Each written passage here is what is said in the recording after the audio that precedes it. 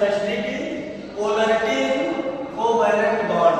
Covalent bond में polarity के बारे में, वैसे पोलरिटी दो तरह की होती है, एक पोलर बॉन्ड में कोवैलेंट होता है, पोलर बॉन्ड बनता है, और एक नॉन पोलर बॉन्ड बनता है।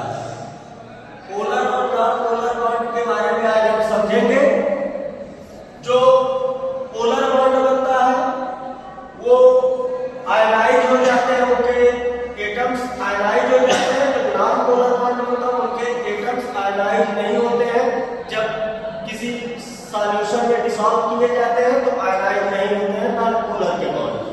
अब यहाँ जैसे सेम एटम के जब मॉलिक्यूल बने होते हैं, जैसे ए और के मैंने लिया है, तो इसमें जो इलेक्ट्रॉन पेयर मिडल में है वो दोनों द्वारा इक्वल फोर्स लगाया जाएगा, इसलिए ये नॉन पोलर होगा, आयनाइज नहीं होंगे। ये आयनाइज नहीं होंगे, मैंने लिख दिया है।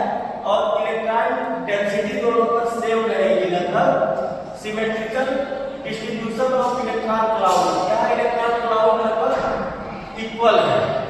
अब यही अगर मॉलिक्यूल दो तरह के एटम बनाते हैं, जैसे कि ए और बी बना रहा है और बी ज्यादा इलेक्ट्रोनेगेटिव है ए की कंपेरिजन में, तो बी अपनी तरफ पुल करेगा, इलेक्ट्रॉन को पुल करेगा, इलेक्ट्रॉन बी की तरफ खींचेंगे, क्योंकि बी जो है ज्यादा इलेक्ट्रोनेगेटिव है।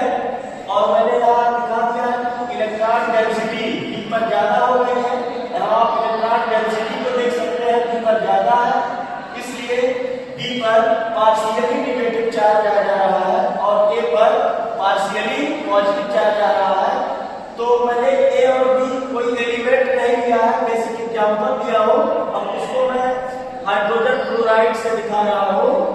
हाइड्रोजन फ्लोराइड में हाइड्रोजन का इलेक्ट्रोनेगेटिव पावर कम है फ्लोरीन की तुलना में, तो फ्लोरीन इलेक्ट्रॉन को अपनी तरफ खींच ले रहा है, इसलिए इलेक्ट्रॉन फ्लोरीन की तरफ चला जाता है और इससे हाइड्रोजन पर पार्शियली पॉजिटिव चार्ज आ जा रहा है और फ्लोरीन पर पार्शियली नेगेटिव चार्ज आ जाता है।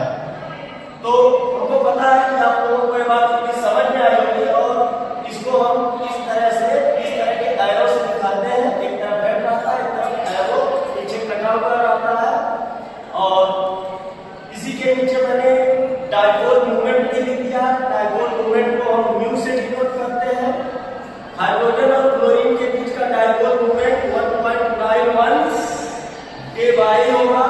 डे बाई डायपोल मूवमेंट का यूनिट होता है।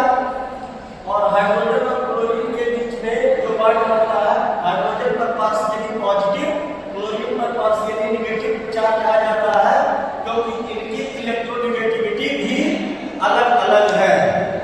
तो डायपोल मूवमेंट का मैंने फॉर्मूला दे दिया है, Q into dipole movement mu equal to Q into R।